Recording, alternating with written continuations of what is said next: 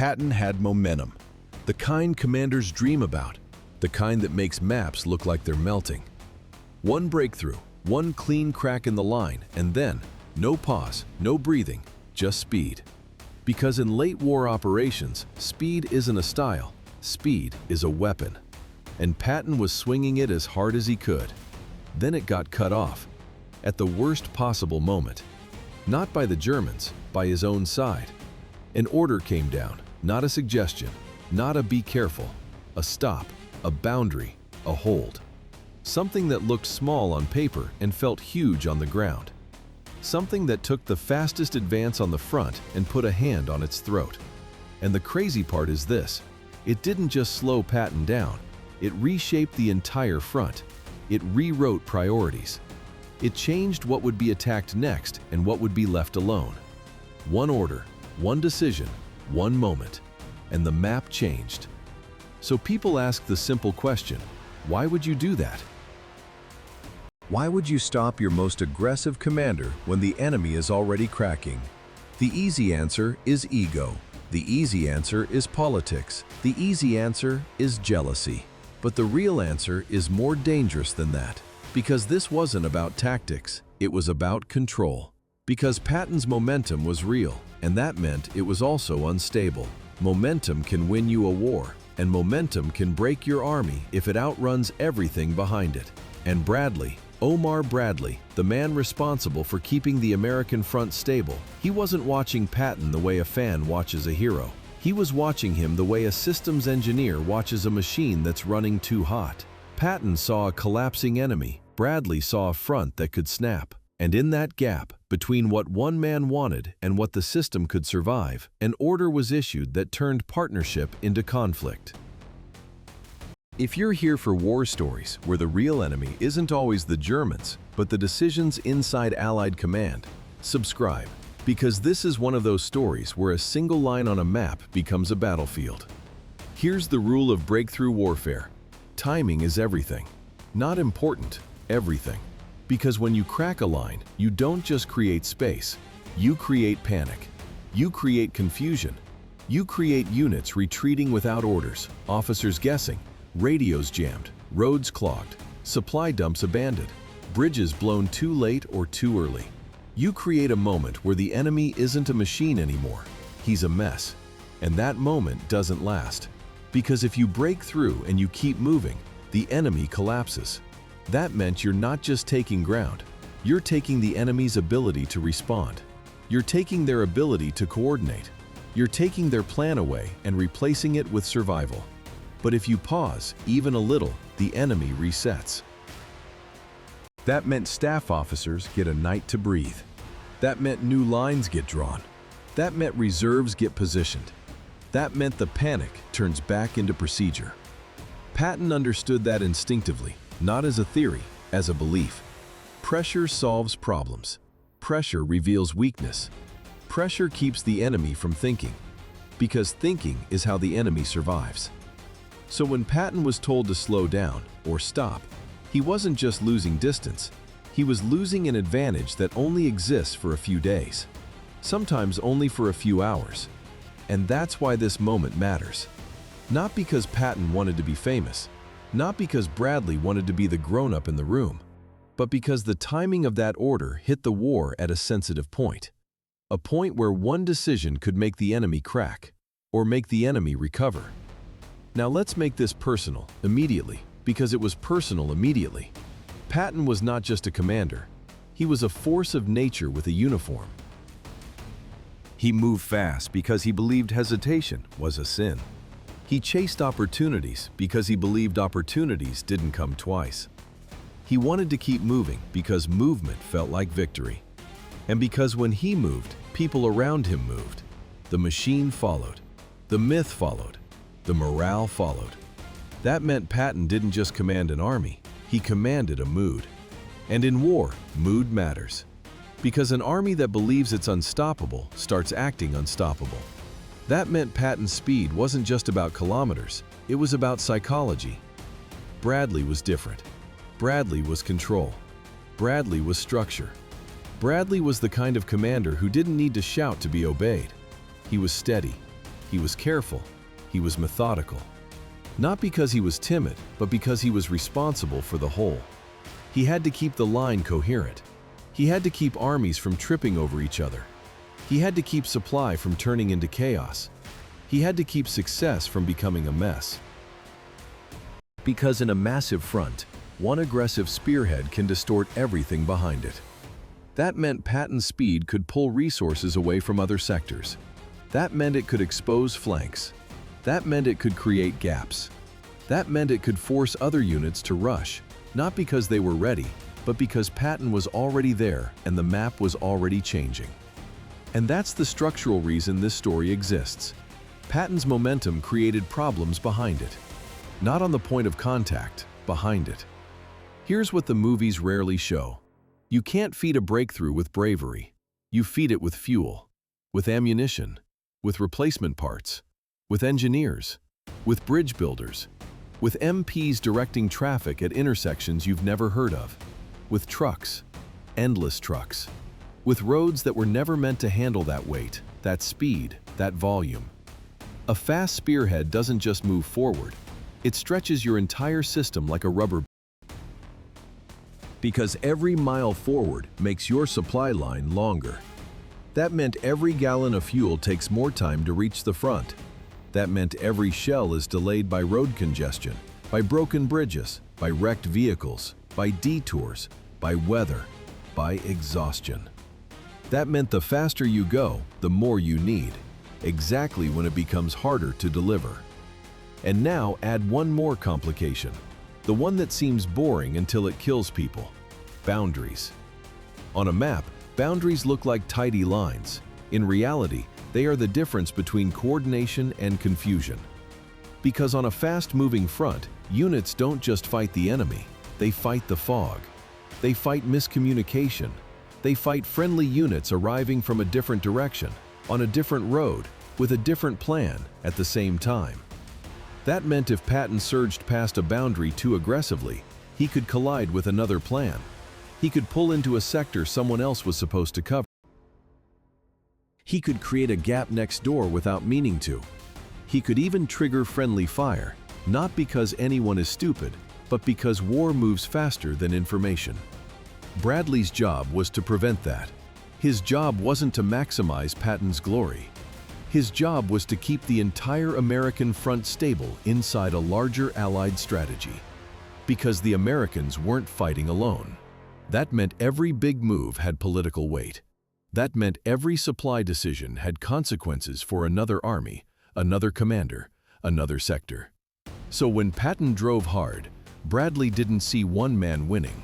He saw a system being stressed. And from Bradley's perspective, that stress wasn't a side effect. It was the main danger. That's why the order lands the way it does. Patton hears, "Stop," and he translates it instantly into betrayal. Because in Patton's world, war rewards pressure.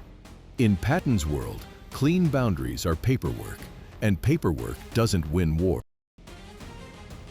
In Patton's world, if the enemy is breaking, you don't ask permission. You drive until the enemy can't get up. So when the order hits, Patton doesn't think, maybe this is necessary. He thinks, this is self-sabotage, a decision made for bureaucracy, not victory. And that's where their relationship changes, because before the order, they are part of the same machine. Bradley above, Patton forward, both moving toward the same outcome. After the order, they're no longer just fighting the enemy, they're fighting each other's philosophy. Patton believes speed prevents disaster, because the enemy can't counterattack if he's falling apart.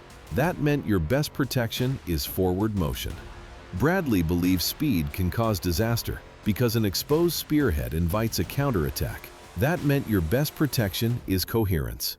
Same war, same map, same enemy. Two definitions of safety. And the tension gets worse because both men are right, just about different danger. So when you hear Bradley cut Patton off, don't imagine a petty argument. Imagine a split in how they understood the battlefield itself. Imagine one man thinking, we're about to win, and another thinking, we're about to lose control.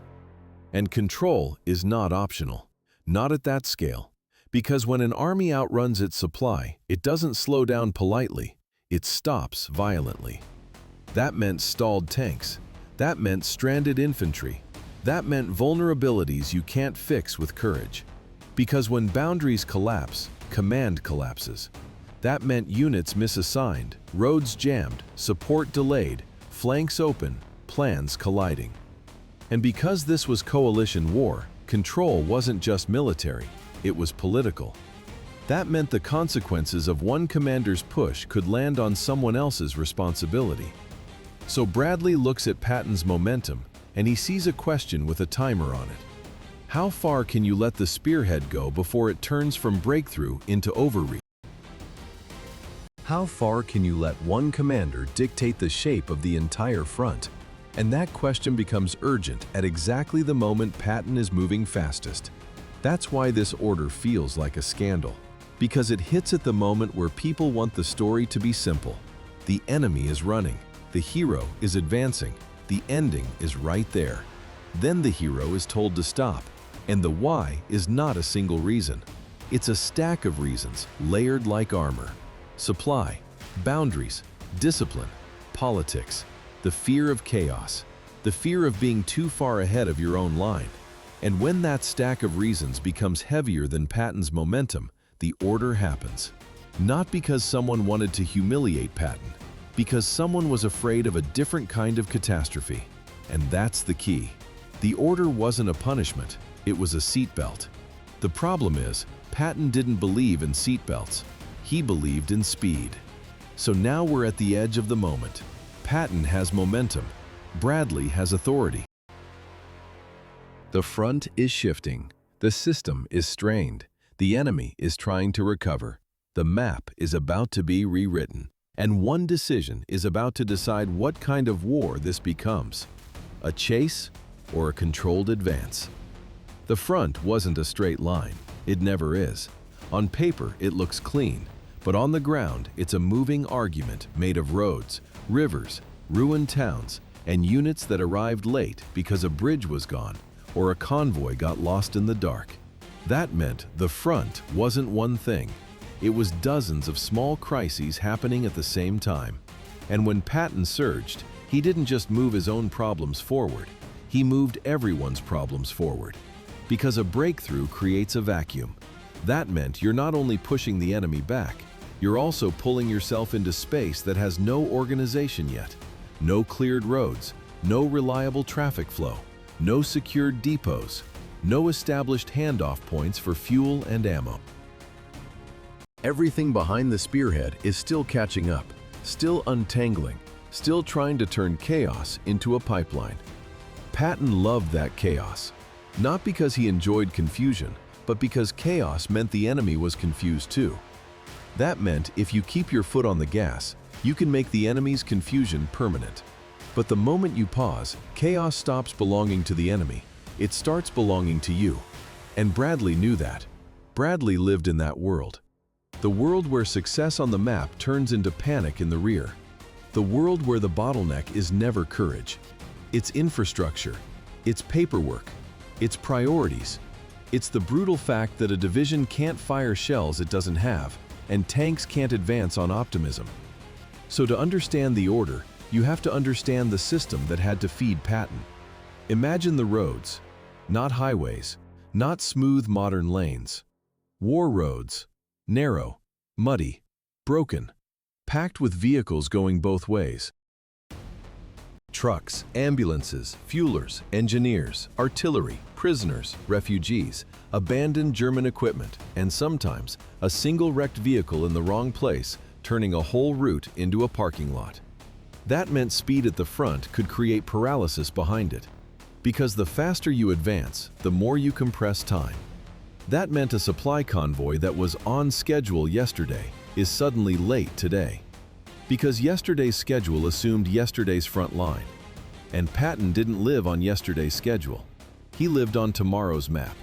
And the supply system hates tomorrow. It loves predictability. It loves stability. It loves numbers that hold still long enough to be measured. That meant Patton's kind of warfare, the fast kind, was always fighting the supply system the same way it fought the enemy. Now add the brutal math. Fuel isn't just fuel. Fuel is movement, and movement is the only thing Patton valued more than firepower. That meant fuel was not just a resource. It was Patton's identity. But fuel is heavy. Fuel is finite. Fuel is carried on trucks that can be destroyed, delayed, redirected, misrouted. That meant fuel could be available and still not reach the spearhead in time. And time is the entire point. So while Patton is looking forward, his staff is looking backward. They're hunting for gasoline like it's ammo. They're fighting for allocations. They're begging, trading, improvising. Because if Patton stops for fuel, the whole advantage dies. And Bradley knows that too. He sees those requests. He sees those demands. Because Patton doesn't just ask for fuel. Patton asks for priority. And priority is a political weapon inside an army group. Because every gallon you send to one spearhead is a gallon you don't send somewhere else. That meant someone else's attack slows down. That meant another commander feels the pressure. That meant the front doesn't move as one. It lurches. It becomes uneven. And uneven is dangerous. So Bradley is sitting over a map that isn't just showing enemy positions. It's showing the health of the entire system. And he's watching Patton's sector stretch out like a finger pointing deep into enemy space. A finger can poke an eye out, or it can get broken. That's what a spearhead is, a promise and a risk at the same time. Now take boundaries again and make them real. Patton's forces are moving fast enough that the "where are you" question becomes hard. And when "where are you" becomes hard, who's responsible becomes harder. That meant coordination becomes fragile. That meant even small misunderstandings can cascade into disaster. Because if two units assume the other one is covering a road, no one covers it. That meant a German unit slipping through isn't a small problem. It becomes a raid on supply. It becomes an ambush on convoys. It becomes a panic in the rear. It becomes the kind of chaos that forces a pause even if you don't want one. And Bradley is responsible for preventing that kind of chaos, not reacting to it after it happens. Here's the part most people miss. In big warfare, the enemy doesn't have to stop you head-on. Sometimes he stops you indirectly. He hits the joints. He hits the seams. He hits the weak connection points between units and between commands. That meant boundaries and supply weren't just logistics issues. They were the battlefield. Patton didn't like seams. He wanted to tear straight through. Bradley lived in seams. He had to, because his job was the seams, the structure, the discipline, the coordination that keeps an army from tripping over itself while it's trying to win. So when Patton pushes, Bradley isn't only asking, can he take the next town? Bradley is asking, if he takes the next town, who protects his flank? Who feeds him? Who connects the line behind him? Who holds the space he just created? Because taking ground is easy compared to holding a shape. And Patton was changing the shape faster than the system could hold it. Now bring in the pressure above. Because Bradley didn't exist in a vacuum, he's not the top of the pyramid, he's the middle. That meant he's taking pressure from the front. Patton, hungry, aggressive, demanding, and pressure from above. Higher command, allied strategy, the big plan that's not built around one man's instincts. In coalition war, the front is also a negotiation. Every big move has to fit into a broader design. Because if one commander runs ahead, it can force everyone else to improvise. That meant the war stops being planned and starts being chased. Higher command hates being chased. Because when you're chased by your own momentum, you stop making choices and start making repairs. That meant the entire campaign can drift, not toward the best outcome, but toward the least embarrassing emergency. Bradley's job was to avoid emergency drift, and he had reason to worry. Because the deeper you go, the more you enter territory where the enemy can still do one thing very well: counterattack. Not always with huge forces, but with sharp, localized punches that hit exactly where your line is thin. A fast advance creates thinness. That meant flanks with less depth. That meant gaps that exist only because the map moved faster than the men. And if the enemy finds that gap, you don't lose a little, you lose suddenly. Because the enemy doesn't need to destroy your entire army. He only needs to cut the artery behind your spearhead. That's why spearheads are terrifying. Because they look like winning, right up until they look like a trap. So Bradley is thinking in worst cases, because that's what the man responsible for the whole has to do. Patton can think in best cases. Bradley can't. Patton's best case is a collapsing enemy, prisoners by the thousands, towns surrendering, a race that ends with a strategic prize. Bradley's worst case is an overextended thrust, flanks open, supply cut, confusion at boundaries, friendly units misaligned, and then a German counterattack turning forward motion into a pocket. And pockets have a way of eating momentum alive. Now put yourself in Bradley's chair. You have a map, you have reports, you have requests for fuel, you have commanders on adjacent sectors asking why Patton is being fed first. You have the knowledge that every aggressive move creates a new set of coordination problems, and that those problems don't show up in Patton's after-action reports until they're already urgent. And you have the political dimension, because Patton isn't just an army commander, he's a symbol. That meant his victories are louder than other victories. That meant his failures would be louder too. That meant if Patton's spearhead collapses, it doesn't only hurt the front, it hurts Allied confidence, it hurts the narrative, it hurts the coalition's unity. Because coalition unity is not automatic, it's maintained, and that maintenance is done by control. So Bradley starts to see Patton's momentum as something that has to be managed, not celebrated. Because uncontrolled momentum doesn't just create risk, it forces other people to absorb that risk, whether they agreed or not. That meant Bradley's question becomes less, can Patton keep going, and more, should he? And that should is where the order is born. Because orders like this don't come from hatred, they come from fear. Fear that a fast commander will turn a campaign into a gamble. Fear that a breakthrough will turn into a breakaway, and a breakaway will turn into isolation. And because Bradley is responsible for preventing that, he starts building a case in his own head, a case that sounds cold, but is actually protective. He thinks, if Patton keeps moving, he will demand more supply. That meant we starve other sectors. That meant other armies slow down. That meant the line becomes uneven. That meant the enemy can concentrate against the slow part. He thinks, if Patton crosses boundaries too aggressively, coordination breaks. That meant confusion. That meant friendly fire risk. That meant delays. That meant the very pause Patton fears, created by chaos, not by command. He thinks, if Patton outruns his flank protection, he becomes exposed. That meant the enemy doesn't need to stop him at the front. The enemy can cut him behind. And every one of those thoughts points toward the same conclusion. Not stop Patton forever, but stop him now. Or at least stop him enough to bring the system back underneath him. That's what control looks like. It looks like a hand on the shoulder. It looks like a line on a map.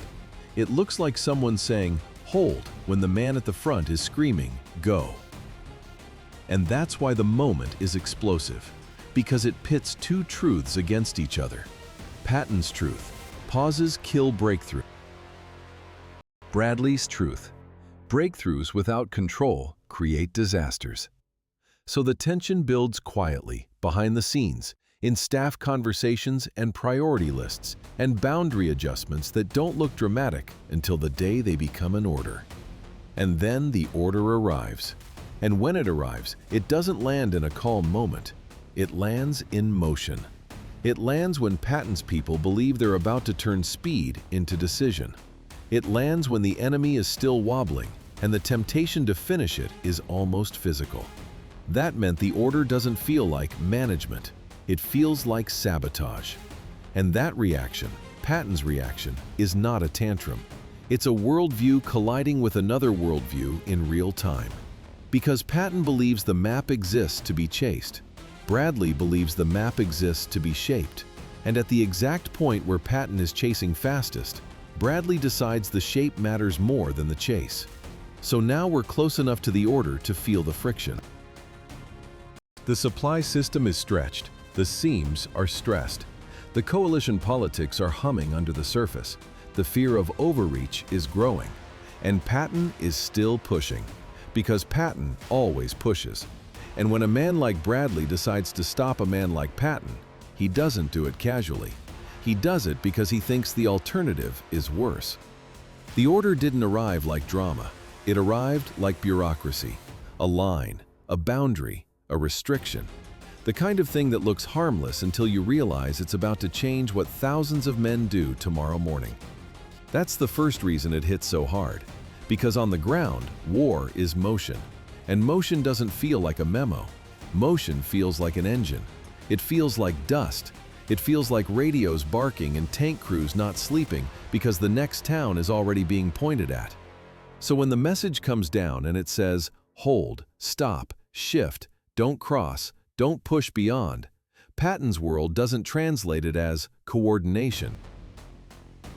Patton's world translates it as, someone just reached into the fight and pulled the steering wheel. And it happened at the worst moment because Patton believed the enemy was in that fragile state. The state where he's not defending yet, just fleeing. The state where a few more hours of pressure turns retreat into collapse. Patton could feel that state. He chased it. He hunted it. That meant the order didn't just slow him down. It threatened to turn a collapsing enemy back into an organized enemy. So Patton reads the words. He doesn't hear caution. He hears interference. And interference is the one thing an aggressive commander can't forgive. Because an aggressive commander will accept risk, he will accept loss, he will accept exhaustion, he will accept chaos. But he will not accept someone else choosing hesitation for him. That meant the order wasn't just operational, it was personal. Now to Bradley, the order is the opposite. To Bradley, it isn't an insult, it's a correction. It's a stabilizer. It's him doing his job. Because if you are responsible for the whole front, your greatest fear isn't that you miss an opportunity. Your greatest fear is that you create a disaster you can't explain. And a disaster doesn't have to look like defeat. Sometimes it looks like an army too far forward to support itself. Sometimes it looks like a spearhead so deep that it becomes a rescue mission. Sometimes it looks like friendly units overlapping, misaligned, fighting their own fog of war while the enemy slips into the seams. So Bradley tightens the shape. He hardens the boundaries. He freezes the lurch. Because Bradley is thinking, we're not losing because we're slow. We're losing if we become incoherent. That meant the order is not stop winning. It's keep winning as a system. But systems don't feel inspiring. Systems feel like restraint. And restraint, to Patton, felt like betrayal. That's the moment the conflict becomes real. Not a disagreement. Not a professional debate, a clash in how the war should be fought. Because Patton's philosophy is simple. When the enemy is weak, you hit harder. That meant speed is mercy. Speed ends wars.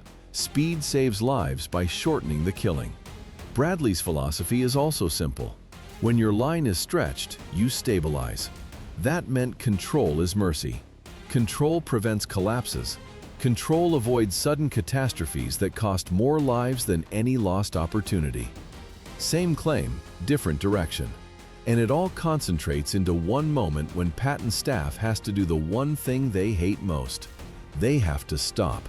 They have to hold positions that were never meant to be held. They have to wait on roads that are still choked with supply and refugees and traffic control that isn't ready. They have to watch the clock. They have to watch the enemy. And here's the brutal thing about pauses. A pause is never neutral. Because if you pause, you give the enemy a gift. That meant German officers get time to rebuild a line. That meant bridges get blown that would have been taken intact. That meant guns get repositioned. That meant rear units stop running and start organizing. That meant the panicked retreat turns into a controlled withdrawal. And you can feel that transition in the battlefield like a temperature change. One day you're chasing, the next day you're pushing. Chasing feels like victory, pushing feels like work. So Patton is furious, and not in a theatrical way, in a pure, focused way.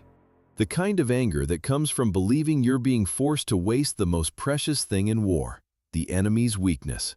Because the enemy's weakness is temporary. That meant if you don't cash it in, it expires. And Patton believed Bradley just let it expire. Now watch what the order does next, because this is where it stops being a personal feud and becomes a front-wide rewrite. The first thing that changes is priority.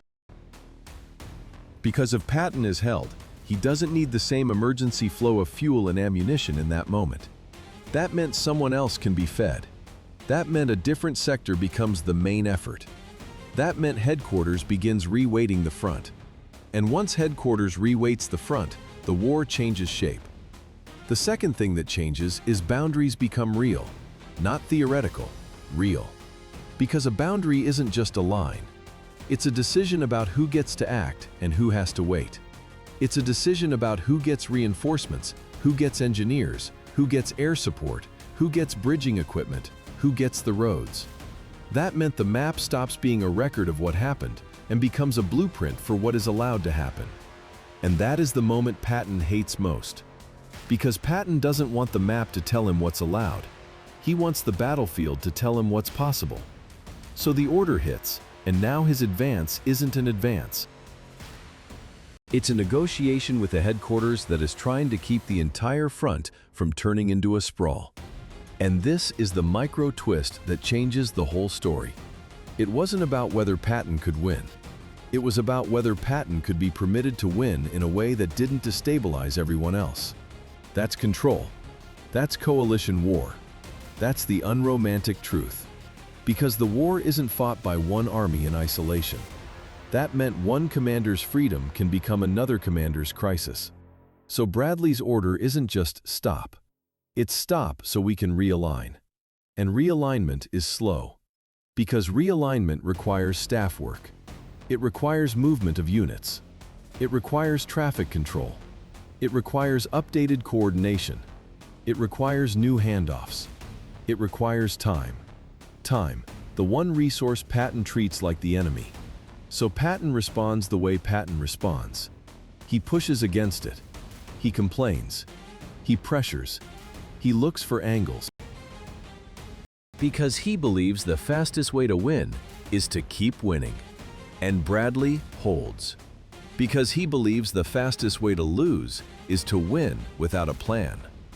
Now the third thing that changes is what the enemy sees. Because the enemy isn't blind. The enemy feels pressure patterns. The enemy watches where attacks surge and where they pause. The enemy notices when an advance loses its bite. That meant the pause becomes information, and information is ammunition. So where Patton's forces were creating chaos, the pause gives the enemy a chance to predict. It gives him a chance to anticipate. It gives him a chance to build a new line around the fact that the spearhead isn't going to keep racing forward this hour. And when the enemy can predict you, you lose part of your advantage even if you still have more tanks, more planes, more men. Because superiority is not just numbers. Superiority is rhythm. That meant the order changes the rhythm. Now zoom out and look at what happens inside the Allied machine in the hours and days after the order. Staff officers start drawing new arrows. Not because they love drawing arrows, but because a front that moves too fast becomes impossible to coordinate. That meant headquarters begins converting momentum into structure. That conversion has a cost, because momentum is wild, it's messy, it's imperfect, it ignores neat shapes.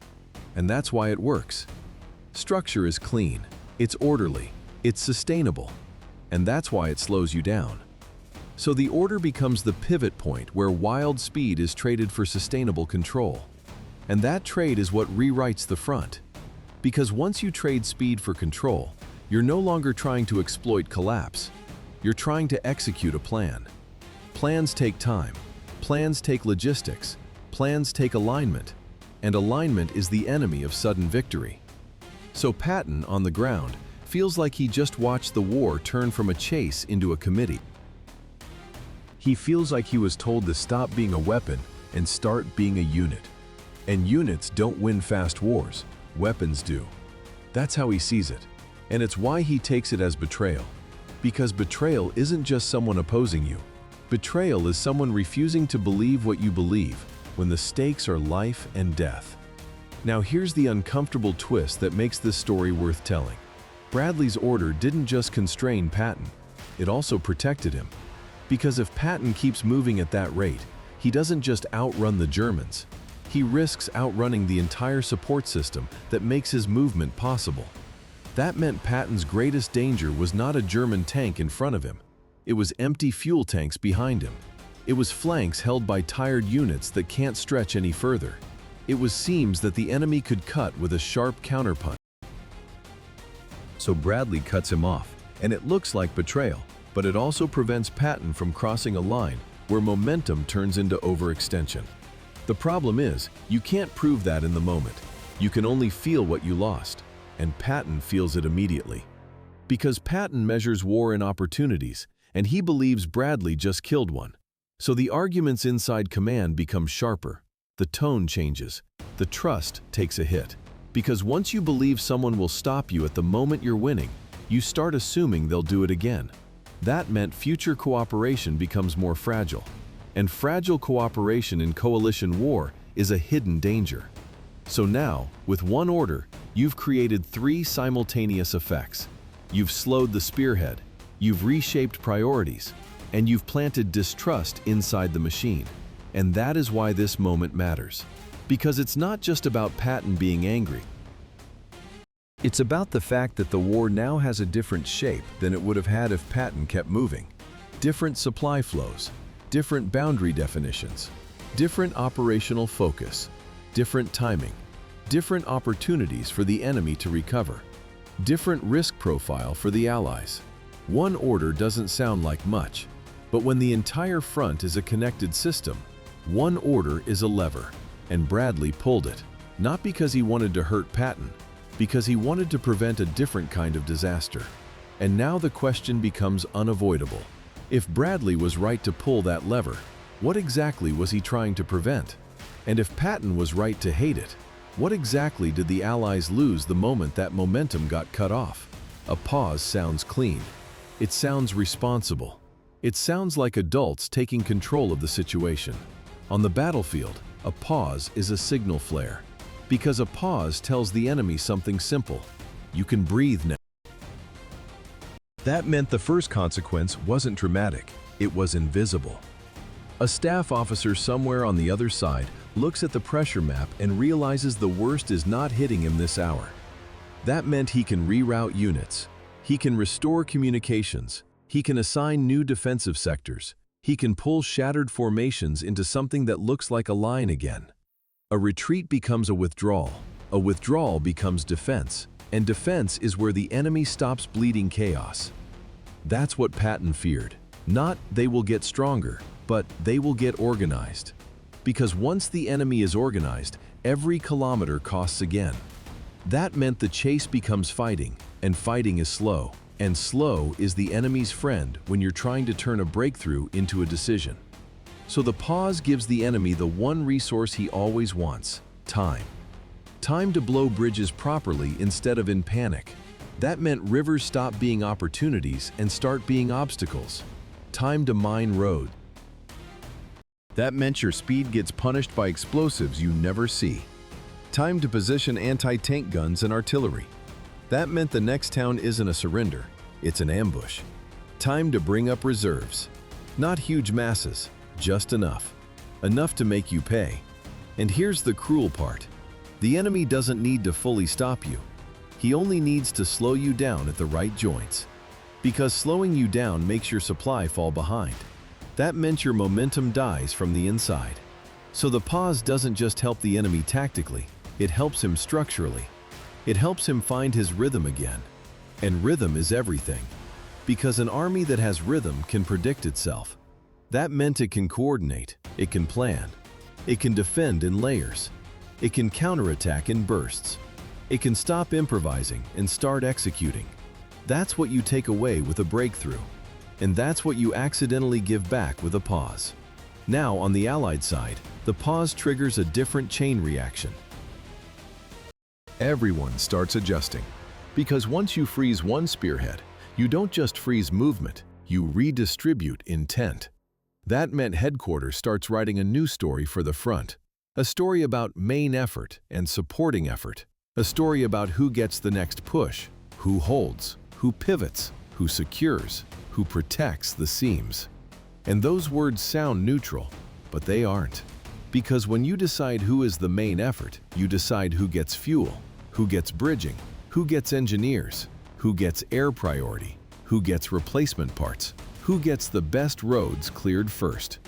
That meant the pause becomes a rerouting of power, and rerouting power always creates enemies, because every commander believes his sector is one breakthrough away from ending the war. That meant every commander believes he deserves priority.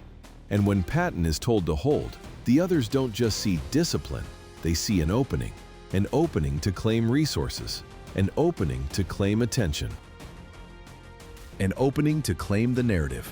That's coalition warfare inside a single coalition.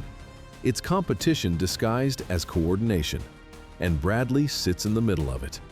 He has to sell the pause as necessary, because if he can't justify it, he creates a precedent. That momentum can be stopped by politics. That meant future momentum becomes harder to sustain, because commanders start expecting interference. So Bradley has to frame it as safety, as coherence, as protecting the front. And he might even believe it fully. But here's the twist. Control isn't free, because control costs time, and time has casualties attached to it. That meant if your control buys you safety today, it might buy the enemy survival tomorrow. And the war doesn't care why you paused. The war only cares that you did. That's why responsible decisions can still be expensive decisions. Now zoom into Patton's side for a moment, because this is where resentment becomes operational. When Patton is told to hold, he doesn't just lose speed, he loses initiative. Because initiative is not only what you do, initiative is what the enemy expects you to do. If the enemy expects you to keep hitting, he braces for impact. If you stop, he changes his posture. That meant the enemy stops reacting and starts choosing. And Patton hates giving the enemy choice, because Patton's whole philosophy is built around removing choice. Pressure removes choice. Pressure forces the enemy into bad options. Pressure makes his decisions obvious. Pressure makes him predictable. So when Patton is forced to pause, he sees it as giving the enemy a gift. Options. Options to escape. Options to regroup. Options to move units away from the place Patton was about to crush. And those options matter because war at this stage isn't about winning local fights. It's about trapping the enemy's ability to exist as a force. That meant the real prize wasn't a town. It was a collapse. And collapses are fragile. They don't come in pieces. They come as a moment. A brief window where everything can fall apart at once if you keep the pressure on. If you let go, the enemy may not recover fully, but he recovers enough. Enough to make the next week slower, enough to make the next month bloodier. That's the fear Patton is screaming about, even if he never says it that cleanly. Now bring Bradley back in, because Bradley's calculus is also brutal. Bradley is not ignoring the enemy's recovery. He knows it. He just believes the risk of letting Patton run is worse than the risk of letting the enemy breathe. Because Bradley isn't afraid of a longer war in the abstract. He's afraid of a sudden disaster in the concrete. A disaster you can't explain to the families. A disaster that looks like, we had the advantage, and then one spearhead got cut off and destroyed. Because if that happens, you don't just lose men, you lose trust in the command system. That meant everyone becomes more cautious.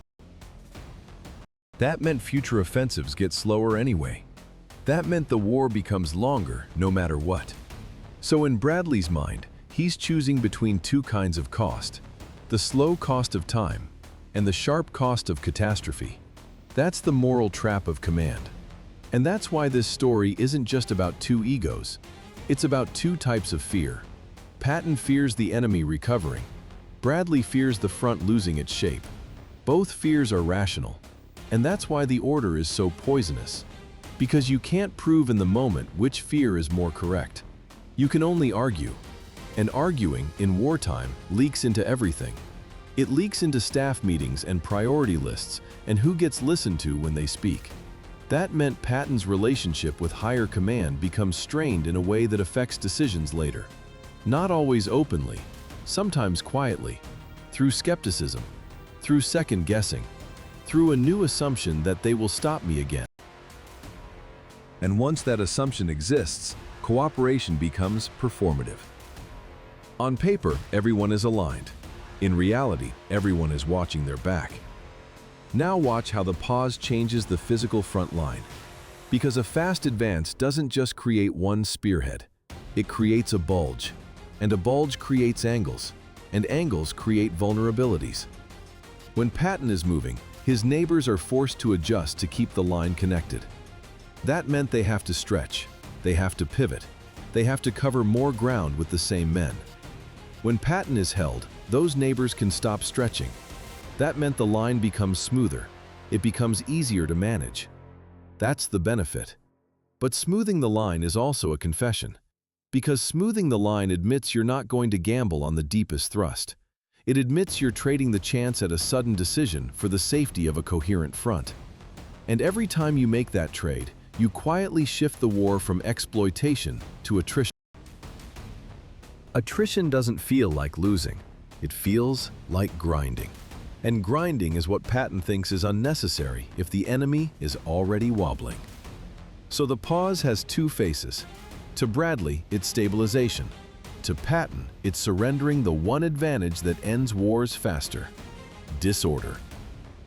Now let's talk about the enemy reaction in a way that matters emotionally, not academically. When the Allies pause, German soldiers get a night where the sky doesn't feel like it's falling. That meant sleep. Sleep is not a luxury. Sleep is combat power. That meant units that were about to dissolve find enough strength to keep moving as units. It meant officers can gather men, reassign weapons, establish checkpoints, create a thin line that doesn't stop the Allies completely, but turns the chase into a push. And a push means casualties. Because when you chase, you capture. When you push, you kill. That is the moral weight of the pause. Not that it's wrong, but that it can change the shape of the kill. And now we're at the point where the viewer has to feel the pressure of the dilemma. Because if you love Patton, you see a man being restrained while the enemy is vulnerable. If you sympathize with Bradley, you see a man trying to prevent the kind of chaos that turns victory into tragedy. And both interpretations can be true. That's why this moment is remembered. Because it sits right on the line between brilliance and caution, between opportunity and responsibility. But here's the micro twist that complicates everything. Sometimes control doesn't just cost time. Sometimes control creates new problems. Because when you lock boundaries too hard, you can create artificial gaps. You can force units to stop at lines that make no sense on the ground. That meant enemy forces can slip through spaces created by paperwork. Because boundaries are clean on maps and dirty in reality. That meant an order meant to prevent confusion can, in certain conditions, produce confusion. Not because the idea is bad, but because the battlefield refuses to stay inside your lines. And that's where Patton's anger gains weight. Because Patton doesn't just want to go fast. He wants to go fast because he thinks speed is the cure for that exact kind of confusion. Speed keeps the enemy too broken to exploit your seams. Speed keeps your opponents guessing. Speed makes your mistakes less punishable. And that sounds reckless, until you realize war punishes hesitation just as ruthlessly. So the consequences of the pause begin stacking up in two directions at once. On the enemy side, organization returns. On the Allied side, the front becomes manageable, but the window of collapse narrows. And inside command, trust erodes. That's the poisonous triangle. And it forces the next question, the one Bradley is really answering with that order. What is the bigger threat right now? A German recovery or an Allied overreach? That's the question that decides whether you chase the collapse or you secure the front. Bradley chose security. Patton wanted the collapse. And once that choice is made, you can't pretend the war is the same war anymore. Because after that, everything that follows is shaped by the fact that the fastest commander learned he could be stopped, and the enemy learned the Allies could pause. That meant both sides adjusted, and the front, quietly, permanently, became something else. This is where the story gets dangerous. Because once you accept that the order changed the front, the next question is unavoidable. What if it never happened? What if Patton wasn't cut off? What if the fastest advance kept moving, kept biting, kept turning German retreat into something worse? Because here's the temptation. The clean fantasy. The version that feels right. Patton keeps moving. The enemy breaks. The war gets shorter. The headlines write themselves. And if you stop the story there, Patton becomes a prophet and Bradley becomes a bureaucrat. But war doesn't reward clean fantasies. War punishes simple narratives. So you have to run the counterfactual honestly. Two branches, two futures, both plausible, both ugly in different ways. Branch A is the dream. Branch B is the nightmare. And the terrifying part is you don't get to choose which one you're buying when you press the accelerator.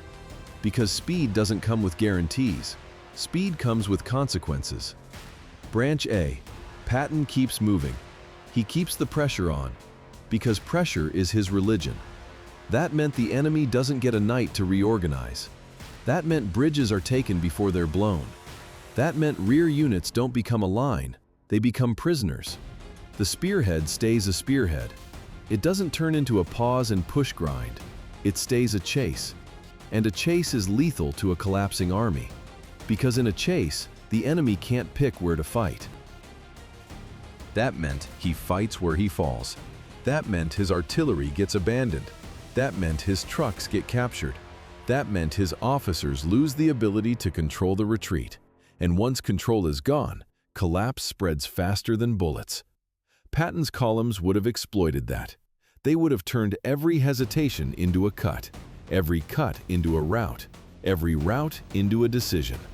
And if that happens, you get the thing commanders secretly want but rarely admit they want.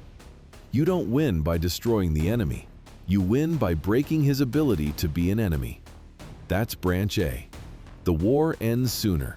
The front accelerates. The enemy loses his footing and never regains it. Patton looks right. Bradley looks wrong. But Branch A has a price too.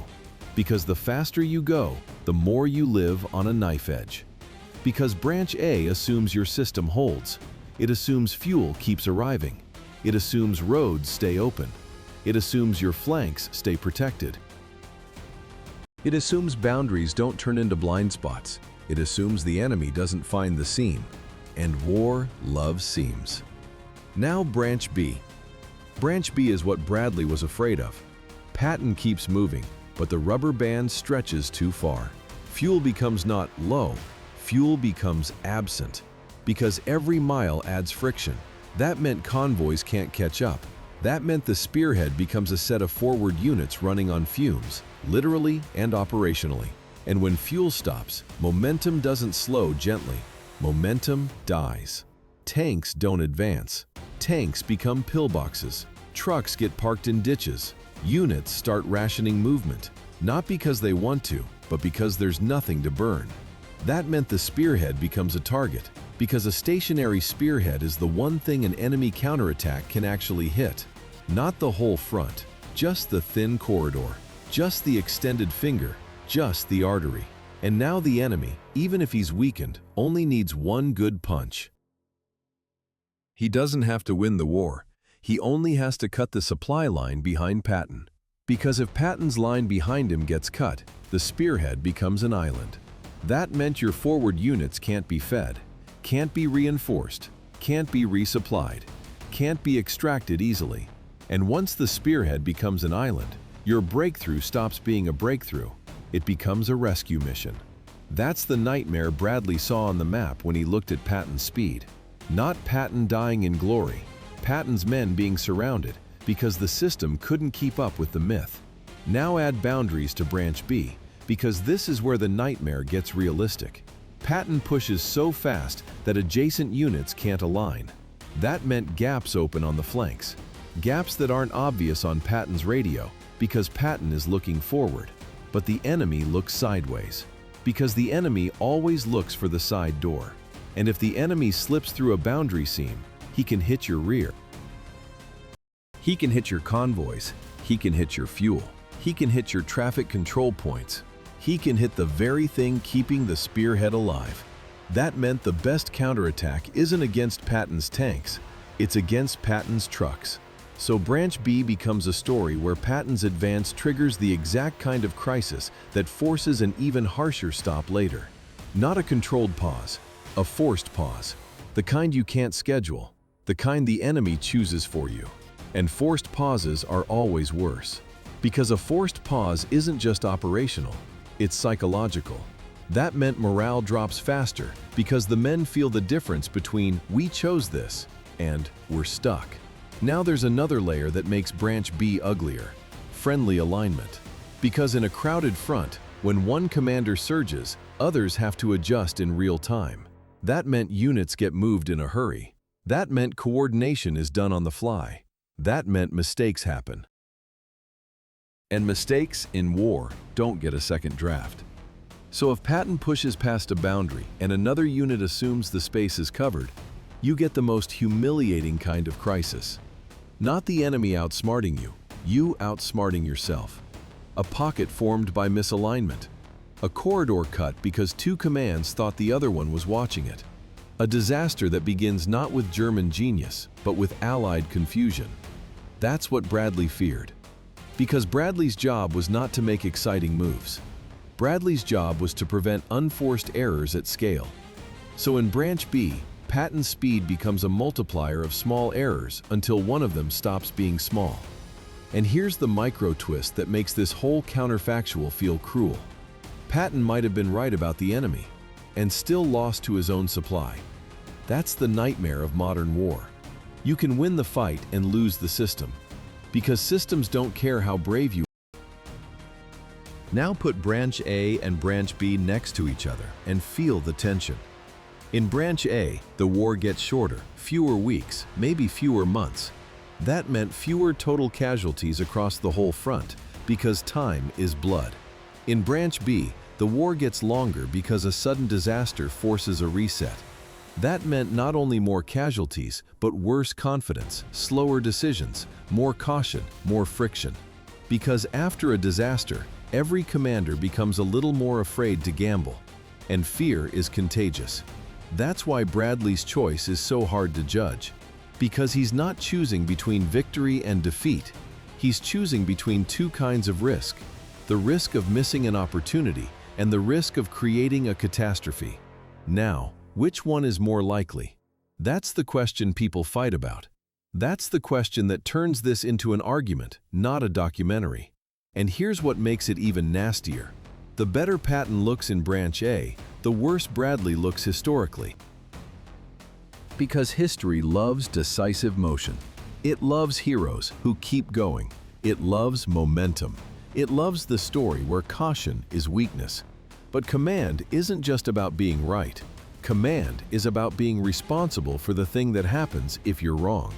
Patton could afford to be wrong in a way Bradley couldn't. Because Patton's wrongness would be contained to his sector. Bradley's wrongness would deform the entire front. That meant Bradley's job forces him toward control even when speed is tempting. And that's why the order doesn't feel fair. Because the man who wants the glorious outcome is not always the man who has to pay for the disaster outcome. So Bradley looks at Patton's push, and he's thinking like a guardian of the whole. Patton looks at Bradley's restriction, and he's thinking like a hunter who just watched the prey escape into the trees. Both are rational. Both are trapped. Now, there's one more factor that makes Branch A not as clean as it looks. Even if Patton keeps moving and keeps winning, coalition war turns winning into negotiations. Because if one army surges too far, it changes who gets credit, who gets territory, who gets prestige, who gets influence in the post-war arrangement. That meant a purely military breakthrough can create a political headache that the enemy isn't even required for. And higher command understands that, even if nobody says it out loud. That meant letting Patton run was not only a question of whether he could survive, it was a question of whether the coalition could stay coherent while he did it. And coherence is a weapon too. Because the Allies weren't just beating Germany, they were holding together. And holding together is what made the numbers meaningful. So Branch A contains a hidden danger, a victory that strains unity. And in coalition war, strained unity can slow everything down even if you're winning. Now Branch B contains a hidden irony too. If Bradley stops Patton to prevent disaster, he might still get disaster, just a slower one. Because a longer war gives the enemy more chances to improvise, more chances to counterattack, more chances to choose the place where the Allies bleed. That meant control isn't automatically safer. Control is just safer in a different way. So the counterfactual doesn't give you an easy answer. It gives you a heavier question. What is the purpose of command? To seize the moment, or to prevent the moment from becoming a trap? And that's where the story turns from who was right into what kind of war was this? Because the deeper truth is this: Patton and Bradley weren't just disagreeing about pace, they were disagreeing about the shape of victory. Patton wanted victory as collapse, as breakdown, as the enemy running until he can't. Bradley wanted victory as control, as coordination, as a front that advances like a machine, not like a fire. Fire is fast. Fire is beautiful. Fire is terrifying. Fire also spreads where you don't want it to. That's the metaphor Bradley couldn't ignore. So when Bradley cut Patton off, the order wasn't just a break. It was a choice about what kind of war the Allies were willing to fight. A gamble for sudden decision, or a controlled advance that reduces the chance of a sharp catastrophe. And now you can see why the order is remembered as the worst moment. Because it landed in the exact gap where Branch A felt possible. Patton could almost touch the dream. Bradley could almost see the nightmare. And both men believed they were preventing more death. Patton by ending the war faster. Bradley by preventing a disaster that would cost thousands and slow everything down anyway. That's the tragedy. Two forms of mercy colliding. Now the question stops being hypothetical and becomes evidence. If Bradley was afraid of a disaster, what disaster exactly did he believe was forming? And if Patton was furious, what opportunity exactly did he believe was being thrown away? Because those exactlys are where the verdict lives. By this point, the story stops being about a single order and becomes about what command really is. Because anyone can say go when things are going well. Command is saying stop when everyone wants to believe the war is about to end. That's what Bradley did. And that's why it's remembered as betrayal instead of discipline. Now, to give a verdict, you have to strip away the mythology, because both men carry myths like armor. Patton's myth is momentum, the unstoppable dash, the man who keeps moving until the enemy collapses. Bradley's myth is restraint, the calm professional, the man who keeps the front stable while others chase glory. Myths simplify. War punishes simplification. So here's the verdict that actually fits the mechanics you've seen. Bradley didn't stop Patton to hurt. He stopped him because he believed Patton's momentum was about to create a different kind of disaster. Not a German victory, an Allied problem. A system failure. Because the thing Bradley feared most wasn't the enemy in front of Patton. It was the enemy behind Patton. The enemy called distance. The enemy called supply. The enemy called seams. And once those enemies win, they don't win politely. They win suddenly. That meant Bradley's order was not the act of a coward. It was the act of a man whose job was to imagine the worst day and prevent it. If Patton's spearhead had been cut off, if his fuel had dried up at the wrong moment, if a counterattack had snapped the corridor, you don't get a heroic almost. You get a catastrophe. And catastrophes don't just cost lives. They cost confidence. They cost initiative. They cost speed for the rest of the campaign, because after a catastrophe, everyone becomes more cautious. Everyone demands more preparation. Everyone delays. Everyone requests more supply. Everyone wants more guarantees.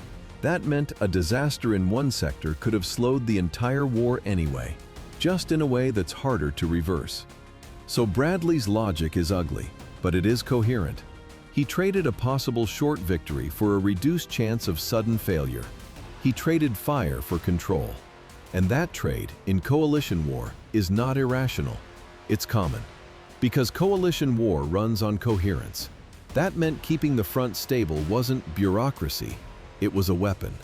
But the verdict isn't Bradley was right and Patton was wrong. The verdict is that Patton was right about the enemy, and Bradley was right about the Allies. Patton was right because pressure does collapse systems. Pressure does shorten wars. Pressure does turn retreats into routes. Bradley was right because momentum without control does turn into overextension. Overextension does create pockets. Pockets do destroy armies when the enemy finds the seam. That's the double truth. And the reason it stings is because you can't have both at full power. If you maximize speed, you sacrifice control. If you maximize control, you sacrifice speed. That meant the question wasn't who's smart. The question was, what kind of risk can you live with? Patton could live with tactical risk because he believed the reward ended the war. Bradley couldn't live with systemic risk because his responsibility was the entire front, the entire machine, the entire coalition's coherence. That difference in responsibility is everything. Because responsibility changes your relationship with chance. Patton could gamble because if he wins, the war ends faster and he looks brilliant. If Bradley gambles and loses, the war doesn't just get longer, it gets shaky, it gets cautious, it gets politically unstable.